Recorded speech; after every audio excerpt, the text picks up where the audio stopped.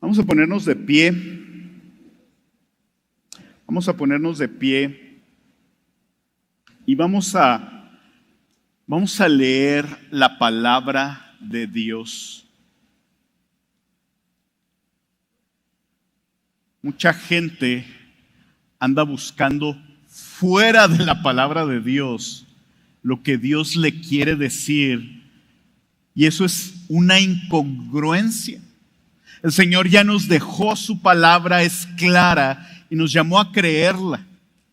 Así es que vamos a leerla y vamos a creerle a nuestro Señor. Abran sus Biblias en 1 Corintios capítulo 15, versículo 29. Y vamos a leer del 29 al 34. 1 Corintios capítulo 15, versículos 29 al 34. Y dice la palabra del Señor: de no ser así, ¿qué harán los que se bautizan por los muertos? Y si de ninguna manera los muertos resucitan, ¿por qué entonces se bautizan por ellos? Y también, ¿por qué estamos en peligro a toda hora? Les aseguro, hermanos, por la satisfacción que siento por ustedes en Cristo Jesús nuestro Señor, que cada día estoy en peligro de muerte. Si por motivos humanos luché contra fieras en Éfeso, ¿de qué me aprovecha? Si los muertos no resucitan, comamos y bebamos, que mañana moriremos. No se dejen engañar, las malas compañías corrompen las buenas costumbres. Sean sobrios como conviene y dejen de pecar, porque algunos no tienen conocimiento de Dios. Para vergüenza de ustedes lo digo. Bendito Señor, venimos delante de tu palabra, bendito Señor. Y venimos conscientes, Padre, de que tus promesas son reales, de que en ti podemos confiar completamente y que tú nos has dicho que nosotros hemos de resucitar el día en que tu Hijo Jesús venga por segunda vez. Bendito Señor, te damos la gloria, la honra y queremos pedirte, bendito Señor, que tú aclares las dudas que hay en nosotros y que seas tú y tu Espíritu Santo el que nos guíe y que abra nuestra mente y nuestros corazones para que tu palabra dé mucho fruto en nosotros, Señor. Sabemos, bendito Padre, que nosotros podemos distraernos y pueden pasar muchas cosas, pero venimos el día de hoy humildes, humillados delante de ti, reconociendo que estamos delante de tu poderosa palabra. En el nombre de Cristo Jesús, amén y amén. Si gustan tomar asiento y no necesitan abrir sus Biblias, pero voy a recordarles dos parábolas que el Señor Jesús dijo. Están en Mateo 13, versos 44 y 45. Y yo se los voy a leer. Dice: el reino de los cielos es semejante a un tesoro escondido en el campo, que al encontrarlo un hombre lo vuelve a esconder y de alegría por ello va, vende todo lo que tiene y compra aquel campo. El Señor Jesús les estaba hablando del reino de los cielos que ya acababa de llegar con Él, que Él estaba inaugurando, que nuestro Señor Jesús estaba inaugurando. Y les da a sus discípulos una parábola para que se den cuenta de cómo es el reino de los cielos. En aquellos tiempos no había banco, así es que tú no llegabas a un banco y depositabas. Y si tenías un tesoro, más te valía guardarlo bien. Y si de repente te topabas con un tesoro en un terreno, sabías el valor de ese tesoro, lo veías, lo volvías a guardar, salías corriendo, comprabas, vendías todo lo que tenías, dejabas todo atrás, porque sabías que a partir de que tú compraras ese terreno y tuvieras ese tesoro contigo, tu vida iba a cambiar completamente. No ibas a poder vivir igual por la promesa que tenías de sacar ese tesoro y de ser dueño de él. También, les dice el Señor Jesús, el reino de los cielos también es semejante a un mercader que busca perlas finas y al encontrar una perla de gran valor, fue y vendió todo lo que tenía y la compró. Llevamos varias semanas, el Señor nos ha estado hablando a través de 1 Corintios en el capítulo 15, a través de la resurrección de los muertos. Y a veces la pregunta es, cuando nosotros oímos todo esto, ¿estamos creyendo? Y a lo mejor podemos creer nosotros, sí creemos que los muertos van a revivir, pero ¿realmente crees de tal manera que tu vida sea impactada y que tu vida cambie completamente? ¿Es esa la manera en que tú crees lo que se ha estado predicando? Eso es lo que el Señor Jesús quería decirle a toda la gente. Así es el reino de los cielos. Tu vida ya no va a ser igual. Tú vas a estar deseoso y gozoso de dejar todo atrás en este tiempo con tal de obtener ese tesoro. El propósito de mi mensaje el día de hoy es la claridad, firmeza y deleite en lo que creemos sobre la gloria venidera impacta nuestra vida con poder el día de hoy. No podemos escuchar todo esto y quedarnos igual o quedarnos indiferente. El título es El efecto de la gloria futura en nuestra vida presente. Y les voy a hablar de 3 puntos. El primero es conociendo y compartiendo el Evangelio. El segundo, que nuestro servicio no sea en vano. Y el tercero, la santificación, el poder del Evangelio cada día. Se nos habló anteriormente de lo que es la doctrina. Y también se nos habló de lo que es un dogma. Podemos creer muchas cosas en base a la palabra, pero hay dogmas. Estos son inconmovibles y nosotros hay doctrinas que creemos, que las hemos estudiado y que hemos profundizado en ellas, pero que no nos vamos a pelear por ellas como hace un tiempo nos comentaba Hellman al respecto de algunos de los dones espirituales. ¿Tú crees que hay milagros hoy en día? Gloria a Dios. ¿Tú no crees que hay milagros hoy en día?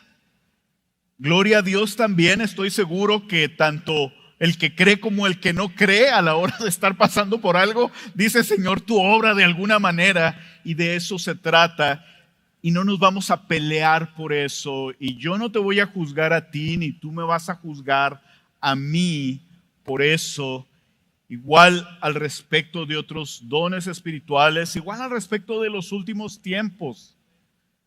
¿Tú crees que va a haber un milenio y va a haber un rapto? Ok, algunos otros no creemos de esa manera, tenemos algunos puntos ligeramente diferentes, pero no nos vamos a pelear por eso. Dice Wayne Grudem, dice: yo creo esto, pero si al final viene el Señor Jesús y lo veo, voy a decir: estaba equivocado, vámonos, Señor Jesús. Claro que sí. Nosotros creemos que el Señor va a volver. Y hay ciertas doctrinas que, aunque podemos profundizar en ellas y hablar de ellas, hay ciertas doctrinas por las cuales podemos seguir conviviendo, aunque no tengamos exactamente las mismas creencias. Pero hay otras que no son negociables. Hay otras doctrinas que son claras, como ¿qué? Como la Escritura. La palabra de Dios es inerrante, es inspirada por Dios, es el único medio para conocer la voluntad de Dios y la salvación del hombre. Esa es la palabra. El evangelio del que se nos predicó con claridad la semana pasada, ese no es negociable. Nosotros como seres humanos somos pecadores y nosotros somos incapaces de salvarnos por nuestros méritos. Necesitamos a un Salvador y Cristo es el único Salvador porque es Dios. Y al hacerse hombre vivió una vida perfecta, murió y resucitó con un cuerpo glorificado después de que nunca pecó en esta vida. Él es la cabeza de la iglesia por la cual Él dio su vida. La salvación es poner nuestra fe en Jesús y no por cosas que yo haya hecho para merecerla. Todas estas cosas no vamos a ver, bueno, si tú crees que Cristo no resucitó, está bien, puedes seguir creciendo con eso. Necesitamos ser tajantes con eso.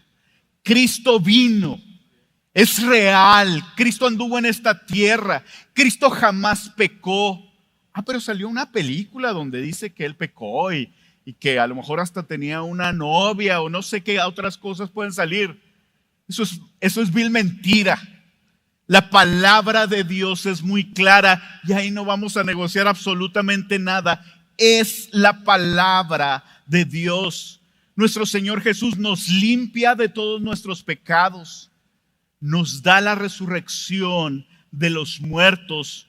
Y al igual que Cristo, tendremos nosotros un cuerpo glorificado cuando Él venga y viviremos con Dios en gloria por toda la eternidad. Y habrá castigo eterno para todos aquellos que no hayan puesto su fe en Cristo y no lo hayan reconocido como su Rey y Salvador. Y esto es verdad. Y esto es lo que se enseña en Misión de Gracia, y esto es lo que se enseña en los salones de clases, esto es lo que se enseña en grupos de casa, esto es lo que se enseña o debería de estarse enseñando en tu casa. Esto es real. Y en el capítulo 12, los corintios no creían en la resurrección de los muertos, creían que Jesús había resucitado, pero ellos no creían que la gente iba a vivir después de esta vida. Y pensaban, ya te mueres y se acabó. Y el Señor les dice claramente, como se nos predicó hace unas semanas, qué implicaciones teológicas tenía esto.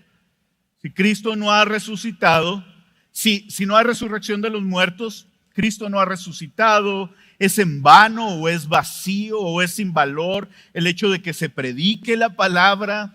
Aún nuestra fe es vana y falsa. Somos mentirosos los que decimos que sí resucitó. Pudiéramos seguir en nuestros pecados. Somos los más dignos de lástima, dice la palabra. Pero gloria a Dios, Cristo sí resucitó. Y la semana pasada en el verso 20 se nos decía, pero ahora Cristo ha resucitado de entre los muertos. Cristo ha resucitado de entre los muertos y nosotros lo creemos eso y podemos estar aquí, podemos decir, sí, amén, Cristo resucitó e irnos y quedarnos exactamente igual. Y no pasa nada con nuestras vidas. Y el apóstol Pablo quiere cerrar esta porción del capítulo 15 diciendo, ¿y qué con tu vida? Si Cristo resucitó, ¿qué con tu vida? De los versos 29 al 34 no habla de consecuencias teológicas, sino de las consecuencias prácticas en nuestra vida el día de hoy. Y comienza con 2 ejemplos. Y dice, si tú no crees que hay resurrección de los muertos, entonces no tiene sentido lo que haces como cristiano y no sirve de nada que te sacrifiques sirviendo. El punto número 1 es conociendo y compartiendo el evangelio. Este es un punto difícil y bueno, comienza diciendo, de no ser así, dice el apóstol Pablo, si no fuéramos nosotros a resucitar. Cristo resucitó, pero si nosotros no fuéramos a resucitar, y va a mencionar las consecuencias. Y después de eso dice, ¿qué harán los que se bautizan por los muertos si de ninguna manera los muertos resucitan? ¿Por qué entonces se bautizan por ellos? ¿Has leído este pasaje? ¿Qué piensas cuando lo lees? Este es un texto muy difícil en la palabra. Hay un comentarista que dice que hay 40 explicaciones diferentes de este texto y alguien más dice que hay entre 40 y 400 explicaciones sobre este texto. Y en este momento les voy a decir qué pienso yo. Pienso que no sé con claridad qué significa este texto y está bien. Hay cosas que no vamos a saber con claridad. Aún así, nosotros sí podemos saber lo que les estaba diciendo el apóstol Pablo. Dice, ¿cómo te preocupan los muertos si tú no crees que van a revivir? O sea, si tú crees que murieron y se acabaron, ¿por qué te preocupan tanto los muertos? Hay un énfasis en la incongruencia de lo que ellos creían con la manera en que ellos actuaban. Les voy a dar algunas posibles interpretaciones. Y la primera es el bautismo vicario. El bautismo vicario es cuando alguien puede hacer algo por alguien más. Y esta palabra suena como si hubiera algún grupo de gente de la iglesia que estaba bautizándose por gente que ya había muerto. ¿Han escuchado de esta práctica? Esta práctica es común entre los mormones hoy en día. Y hay esa idea, pero nos dice un comentarista, dice, no hay precedente histórico o bíblico para un bautismo por los muertos.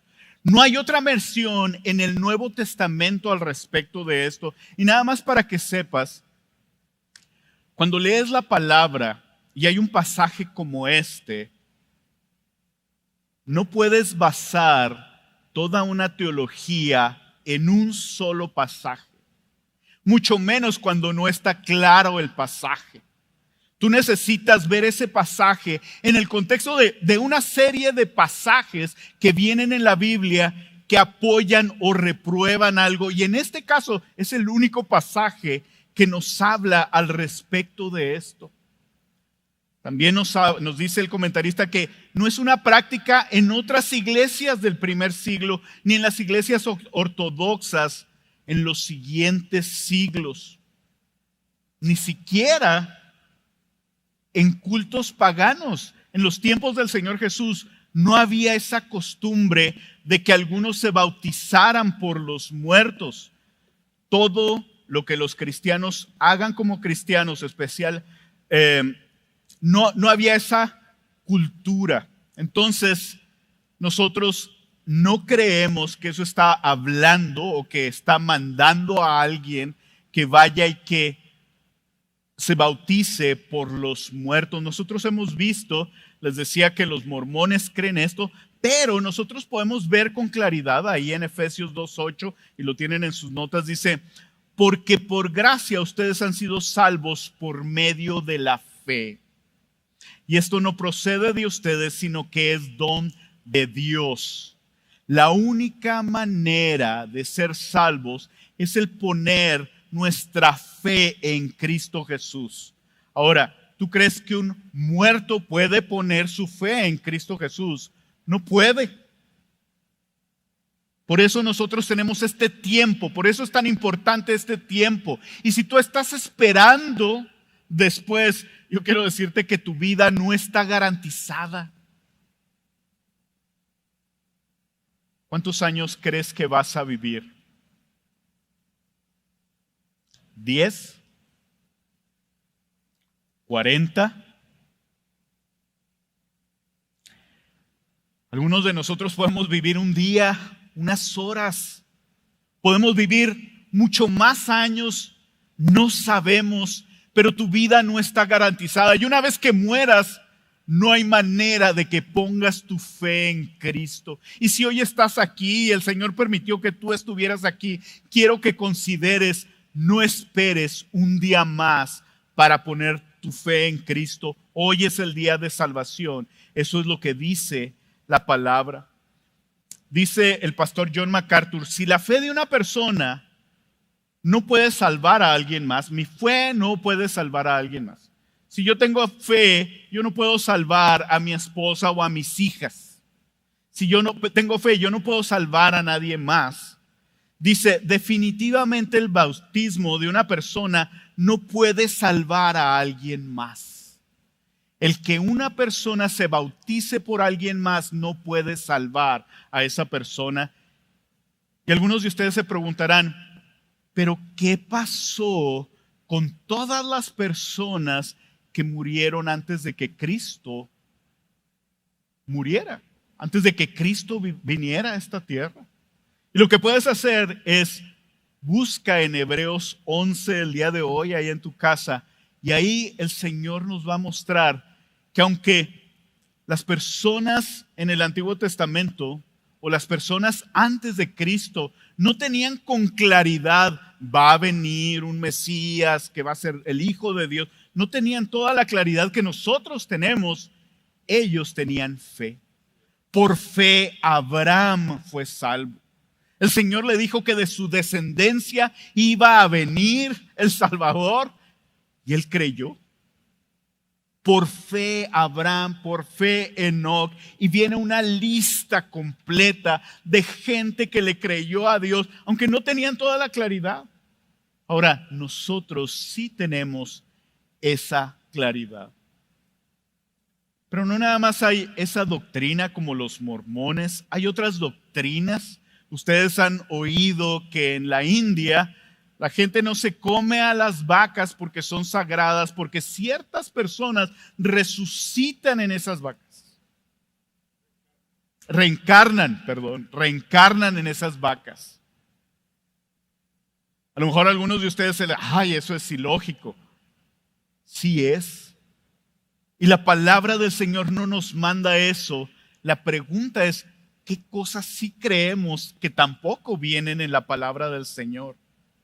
Hoy en día se está poniendo de moda, si alguien muere, antes los enterraban, ahora los hacen ceniza, pero hoy en día se pone de moda decir, mira, te vamos a dar estas cenizas con tierra para que sea composta, y luego este arbolito va a tener así como el espíritu de tu hermano que acaba de morir o de tus papás. ¿Y la gente cree eso?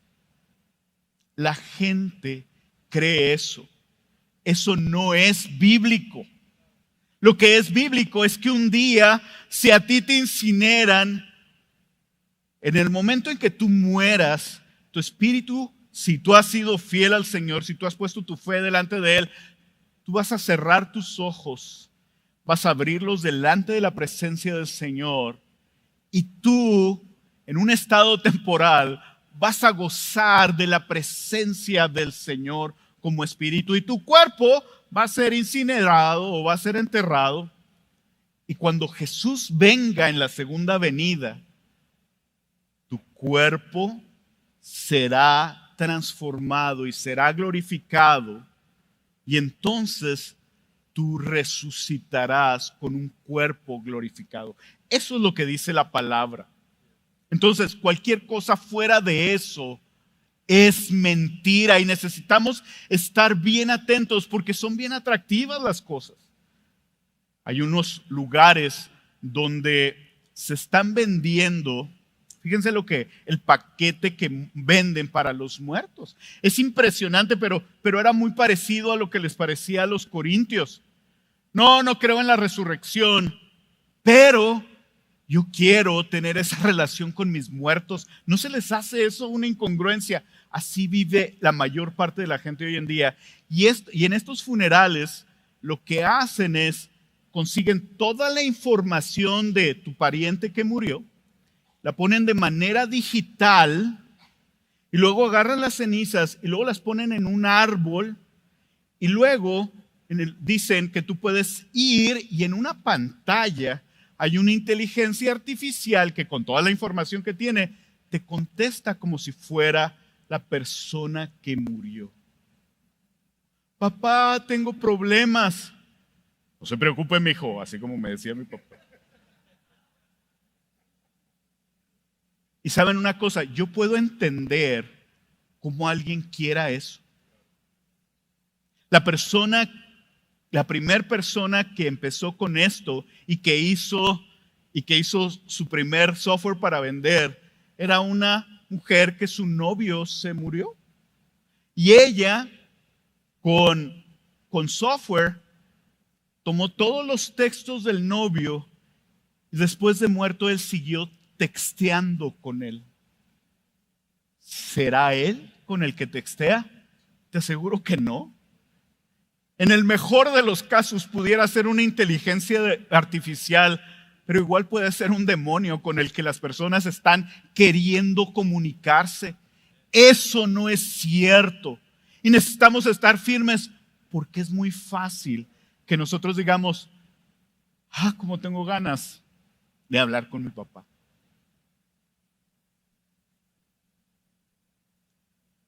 ¿Por qué es tan importante que vamos a resucitar? Lo primero es que tu teología informa tu comportamiento. Lo que crees define la manera en que tú vas a actuar. A lo mejor piensas, no, yo no tengo teología. El día que el pastor dijo que había un libro de teología, yo no lo compré, así es que yo no tengo teología. Todos tenemos teología. Si tú crees que hay Dios o un Dios, tu manera de pensar en eso es tu teología. O tienes una teología correcta basada en la palabra del Señor, o tienes una teología que tú te inventaste, o tienes una teología que tú escuchaste de alguien más, pero que nada tiene que ver con el Señor. Y es impresionante, pero eso, lo que tú crees de Dios, es lo que va a definir tu manera en que tú te comportas. Por eso hay tantas incongruencias. Los que se bautizan por los muertos. ¿Qué explicaciones daban a esto? Bueno, algunas de las explicaciones para este pasaje es, estaban en aquel tiempo los corintios y algunos de ellos por persecución morían y había otros que se estaban bautizando de alguna manera mientras unos morían, otros tomaban su lugar, no físicamente, no espiritualmente, pero unos morían y otros venían al evangelio. Esa es una de las explicaciones, no tienen que creerla, les digo, no necesariamente es cierta, es una de las explicaciones. Otra es alguien que se bautiza animado por ver la vida y muerte de un cristiano fiel. ¿Les ha pasado eso? A mí se me hacen muy emocionantes, por raro que esto suene, los funerales. ¿Por qué? Porque el Señor, en medio del dolor y de todo eso, nos da una oportunidad, le da sobre todo a la gente que no conoce al Señor, una oportunidad de preguntarse, ¿y si habrá Dios o no? Y a nosotros como cristianos nos da una oportunidad de acordarnos de las promesas. Cuando nosotros vinimos al Evangelio, unos meses después, mi suegra murió. Y un poco antes de morir, ella le entregó su vida a Cristo. Ella conoció a Jesús y murió. Y recuerdo que le pedimos a uno de los pastores en aquel tiempo que fuera y que predicara. Y cuando fue, dice, miren, doña Adelina, ella está en la presencia del Señor. No necesitamos preocuparnos por ella. La pregunta es, ¿qué con ustedes? Y luego nosotros, recién convertidos, la familia no creía en Cristo. Ustedes, ¿cómo está su situación? Y duro el mensaje. Y estábamos nosotros, ¿qué va a pasar? ¿Qué nos va a decir la familia? Y al final pasa mi cuñado y dice, muchas gracias por las palabras de aliento. Dije yo, wow. A raíz de eso, la familia completa de Marcela vino a los pies del Señor. Y cada vez que tengo oportunidad, quiero predicar yo en un funeral. Me acuerdo que decía, por ejemplo, mis hijas, murió el papá de fulano de tal. Vamos, y me acercaba, puedo darles unas palabras. ¿Por qué?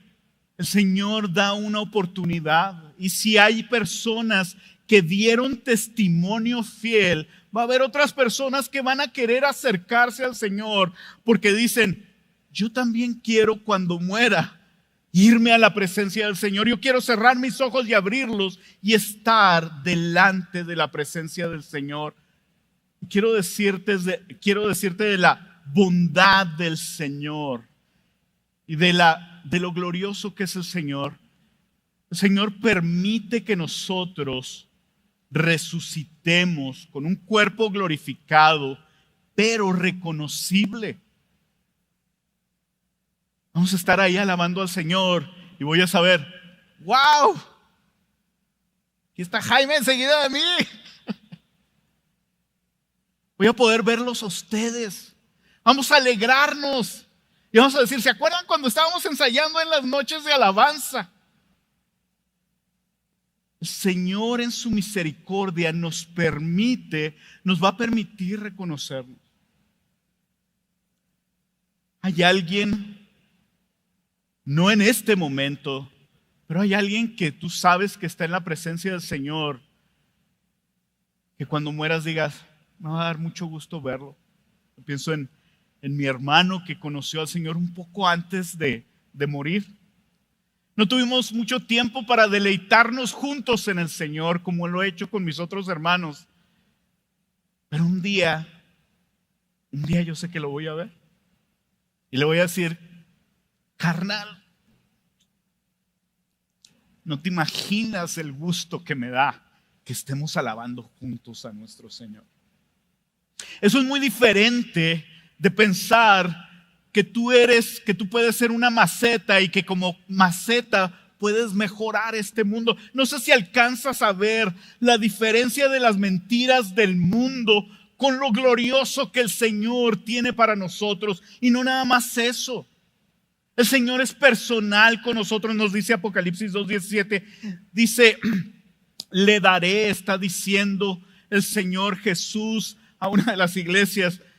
En Apocalipsis dice, le daré del maná escondido, dice, y le daré una piedrecita blanca. Y grabado en la piedrecita un nombre nuevo, el cual nadie conoce sino aquel que lo recibe. El Señor Jesús te conoce tan personalmente y su relación contigo va a ser por la eternidad tan personalmente. No es, bueno, pues ahora tuvimos una existencia de 18 billones de personas en la alabanza de la noche. No es eso. Vas a tener una relación personal, dice, tanto que Él te va a dar una piedrita, dice, con un nombre que nada más tú y yo conocen. El Señor va a decir, yo te amo. Mira, he pensado en ti desde antes de la fundación del universo. ¿Por qué es importante el saber que nosotros vamos a resucitar y que nuestros cuerpos van a ser glorificados por nuestra relación personal con el Señor? Porque nos podremos reconocer. Y eso no nada más debe impactar el hecho de que te vayas y digas, caray, un día voy a poder hablar con el apóstol Pablo y preguntarle, oye, por favor, ¿me puedes explicar primero a los Corintios 15:29? No lo había entendido muy bien. O puedes salir y decir, qué glorioso voy a estar yo con el Señor Jesús. Pero eso debe de impactar nuestras vidas hoy para que salgas y digas, yo quiero que alguien más goce de eso. Yo quiero que mi hijo o mi tía o alguien que yo no conozco aún se deleite como yo sé que yo me voy a deleitar en su presencia. El punto número 2 es que nuestro servicio no sea en vano.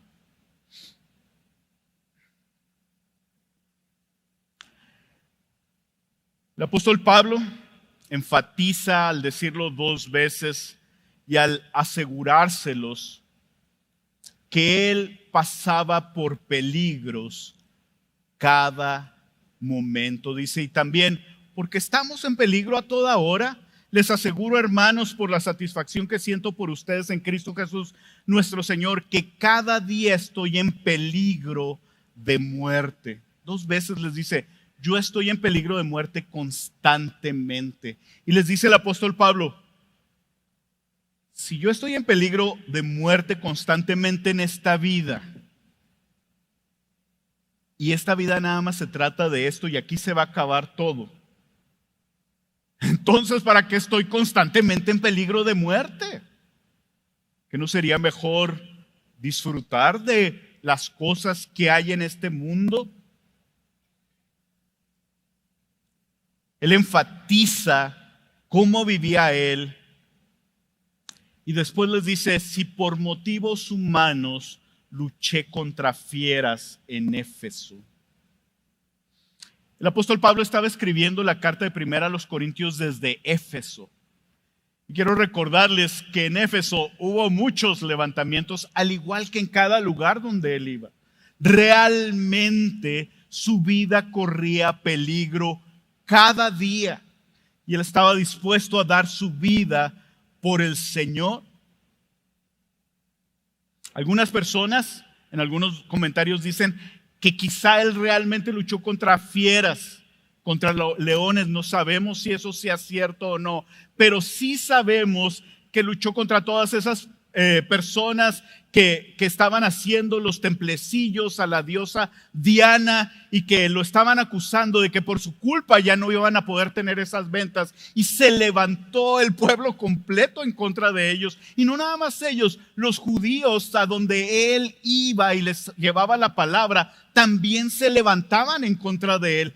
Él daba su vida. ¿Y de qué serviría todo esto? Les está diciendo a los corintios, si los muertos no resucitan. Pero su fe estaba muy clara en el Señor Jesús.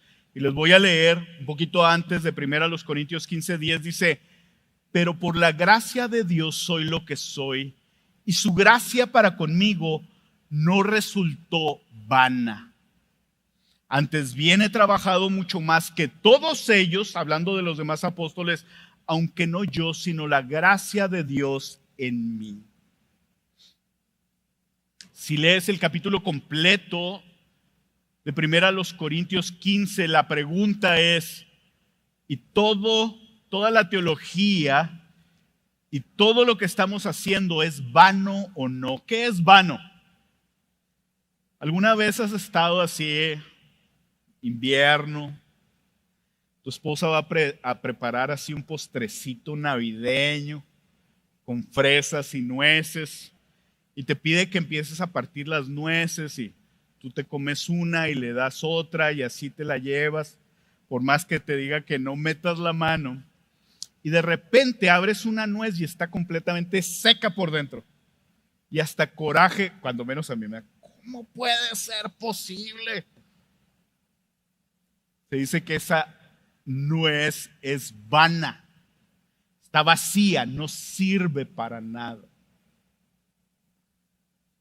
Si nosotros no creemos en la resurrección, era el mensaje que el apóstol Pablo le estaba dando a los corintios. Si tú no crees que vas a morir y vas a resucitar y vas a estar delante de la presencia del Señor, y así como el Señor Jesús tiene un cuerpo glorificado, y así como el Señor Jesús está ahorita a la diestra del Padre, Él está en la eternidad y Él no batalla con el pecado como nunca ha batallado. Nosotros tampoco hemos de batallar. Si yo no creo en todo eso, entonces aún el estar aquí ahorita es vano. Y a veces hay gente que podemos estar sirviendo de una manera vana. Y mi primera pregunta es, ¿tú estás sirviendo? ¿Sirves en la iglesia? Y si sirves, ¿cuál es tu motivación para servir? Hace un tiempo conocí a un joven muy entusiasta, este joven movido para conseguir Biblias, para repartir, para evangelizar de todo. Y supe que se había ido a otra ciudad por su trabajo, no sé cuánto más, y regresó unos meses después. Y cuando lo vi, lo saludé, y era un joven que me impactaba mucho porque era de los jóvenes más movidos que he visto en la iglesia haciendo cosas. Y le digo, ¿cómo te fue allá? Y me dice, ahora que no estuve rodeado y que no estuve de los cristianos y todo eso y que no estuve sirviendo, dice, me di cuenta que yo no conocía a Cristo. Y me resbalé, dice, y me metí en una serie de pecados. Me acuerdo que le comenté, pues gloria a Dios que has podido ver eso. Ahora es tiempo de conocer a tu Salvador.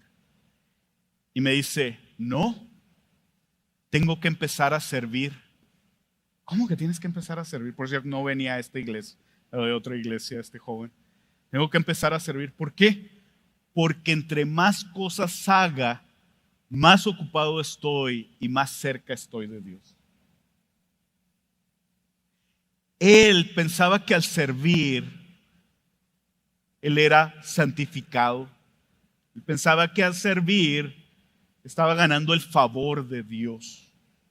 Y eso era una mentira mortal. Ya no lo volví a ver, probablemente se regresó a hacer todas las cosas que hacía en el nombre del Señor.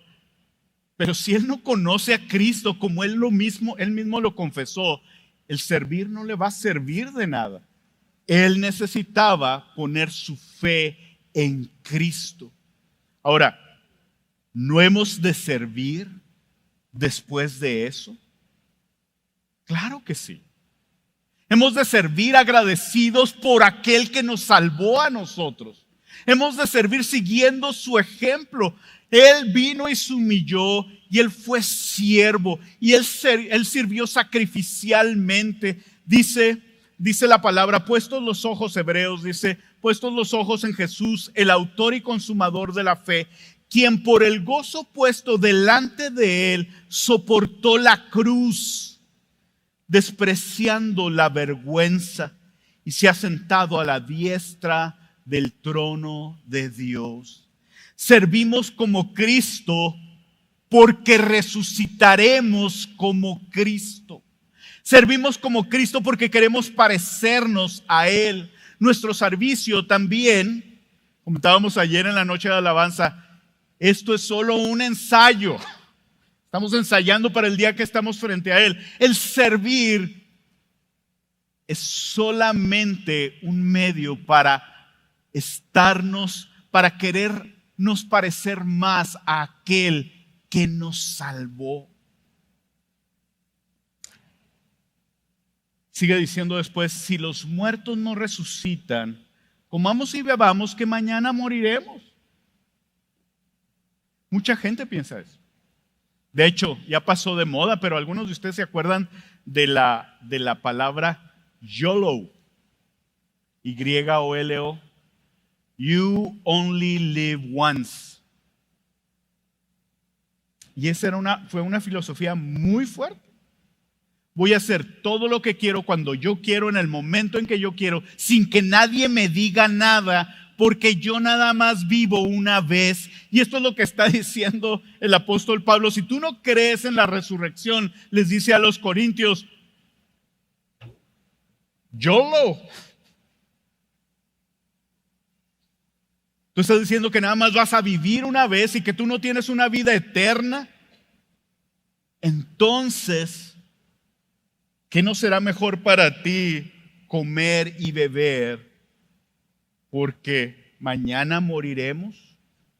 Ese pasaje tiene referencia a Isaías en el capítulo 22, versos 12 al 14 que están en sus notas. Dice, por eso aquel día el Señor, Dios de los ejércitos, los llamó a llanto y a lamento, a raparse la cabeza y a vestirse de cilicio. Sin embargo, hay gozo y alegría, matanza de bueyes y degüello de ovejas, comiendo carne y bebiendo vino, dicen: comamos y bebamos, que mañana moriremos.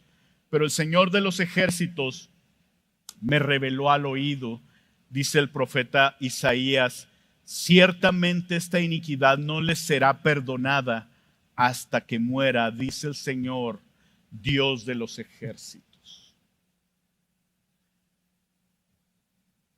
Isaías estaba profetizándoles porque por el pecado del pueblo estaban a punto de ser destruidos y de ser llevados esclavos a Babilonia. Y el Señor le dice a Isaías: ve y dile, este es un tiempo en el que ustedes necesitan estar alertas, necesitan ver, necesitan obedecer, necesitan arrepentirse. Y fue Isaías a decirles. ¿Saben qué dijeron ellos? YOLO. Dicen: comamos y bebamos, que mañana moriremos. El Señor los va a castigar, va a venir ese pueblo terrible, Babilonia, y va a destruirlos y va a hacer barbaridades con ustedes, con sus mujeres, con sus hijos. Qué bueno que nos avisas, qué bueno que nos avisas, Isaías. Muchachos, entonces vamos haciendo una fiesta más suave, ¿no? Una carne asada, a lo mejor es la última. El saber que tú tienes una vida después de esta vida y que esa vida es gloriosa y que vas a tener un cuerpo glorificado y que tú eres coheredero con Cristo Jesús, debe de cambiar tu manera de pensar en esta vida. No puedes seguir igual. No puedes decir: bueno, pues que acabo y al rato me muero. Vamos a hacer lana, ¿qué te parece? ¿Cuántas de las cosas que haces tú tienen un impacto eterno? Dice Lucas 12:42, dice: el Señor respondió: ¿quién es pues el mayordomo fiel y prudente, a quien su Señor pondrá sobre sus siervos, para que a su tiempo les dé de sus raciones? Dice el Señor en el verso 43 de Lucas 12, dice: dichoso aquel siervo a quien cuando su Señor venga lo encuentre haciendo así. Sea un siervo fiel, sea uno que está sirviendo sacrificialmente, anhelando que su Señor venga. En verdad les dijo que los pondrá sobre todos sus bienes. Y muchos de nosotros a lo mejor anhelamos ver ciertas cosas en esta vida y no la vamos a ver. Pero cuando el Señor venga, va a ser un tiempo glorioso. Pero si aquel siervo dice en su corazón: mi Señor tardará en venir, y empieza a golpear a los criados y a las criadas y a comer y a beber y a embriagarse, el Señor de aquel siervo llegará un día cuando él no lo espera y a una hora que no sabe, y azotará, y lo azotará severamente. Le asignará un lugar con los incrédulos. Como tú vives ahorita, tiene un impacto en la eternidad.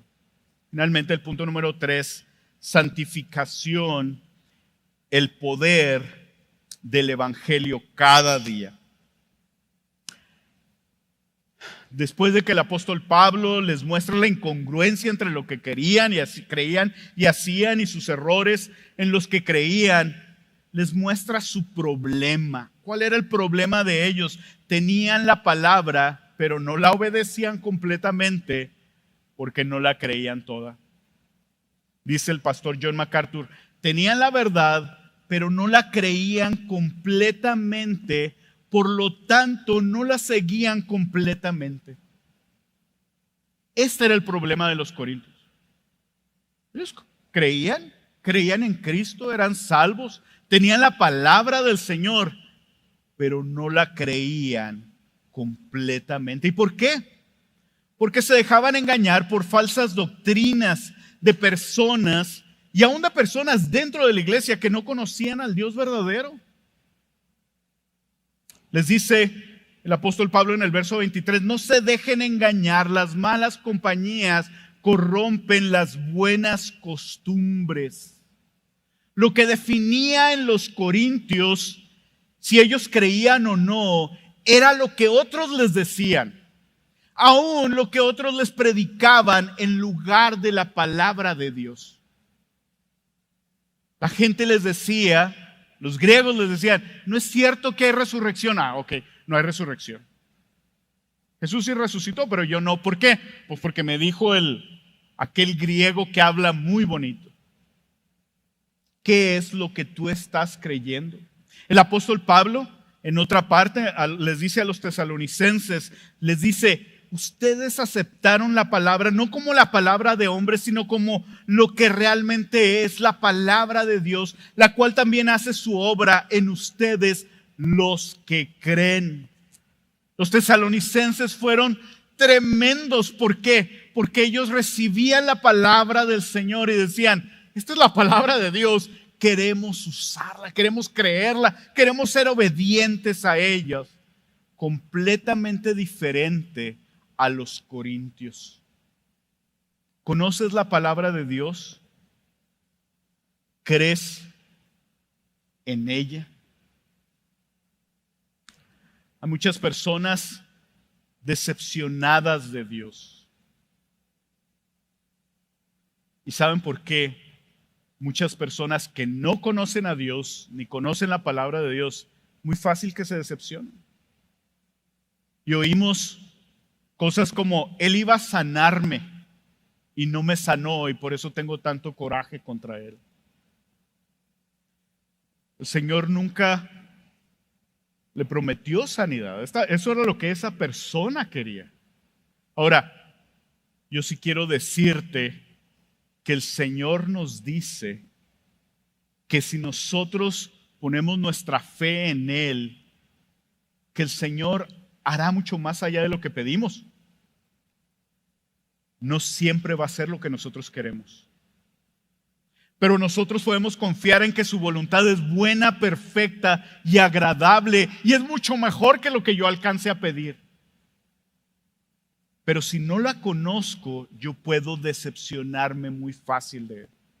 Si llega alguien y les dice algo así, el Señor me prometió que iba a transformar a mi esposo.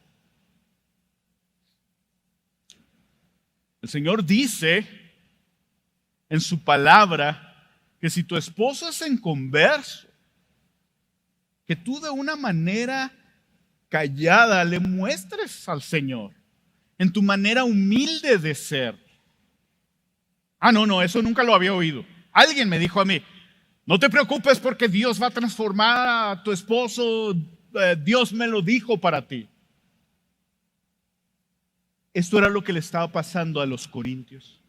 Ellos medio conocían la palabra y escogían a qué creerle y a qué no. No me digas que yo tengo que ser humilde con mi esposo y servirlo. Por favor. Dios sí es poderoso, yo no. Sí, pero eso es lo que dice la palabra para ti. No, mi esposa no conoce a Cristo. Pudiera decir algún hombre, ¿quieres que tu esposa conozca a Cristo? Tú necesitas empezar a reflejar a Cristo en tu casa, amarla sacrificialmente, a dar tu vida por ella. No, momento. Hay veces que confiamos, que decimos, yo confío en las palabras, en las promesas de Dios para mi vida, pero no es cierto que conoces cuáles son las promesas. La promesa de Dios es que si tú has puesto tu fe en Él y tú trabajas sacrificialmente, tú sirves sacrificialmente en su reino, si tú lo amas con todas tus fuerzas y con todo tu corazón, si tú eres transformado a su imagen, que un día vas a estar junto a Él, cara a cara, resucitado. Esa es una promesa en la que nosotros, si hemos puesto nuestra fe en Él, podemos confiar completamente. ¿Le crees a la palabra? Creemos nosotros que su voluntad es buena, agradable y perfecta. aunque sea contraria a mi voluntad. Nosotros podemos confiar en que Él ama a sus hijos, estar seguro que si nos ha prometido que resucitaremos, vamos a resucitar. ¿Qué es lo que escuchas? Hay gente que dura todo el día oyendo predicaciones y creen que son más espirituales por oír más predicaciones. Y la pregunta esta es una pregunta que Hellman nos hace constantemente. ¿Y a cuál de las 10 predicaciones que oíste el día de hoy le vas a hacer caso? Quiero decirte que el Señor, el día de hoy, así como la semana pasada, así como la siguiente semana, cada primer día de la semana, Él va a traer algo para ti en misión de gracia, porque tú eres miembro de esta iglesia.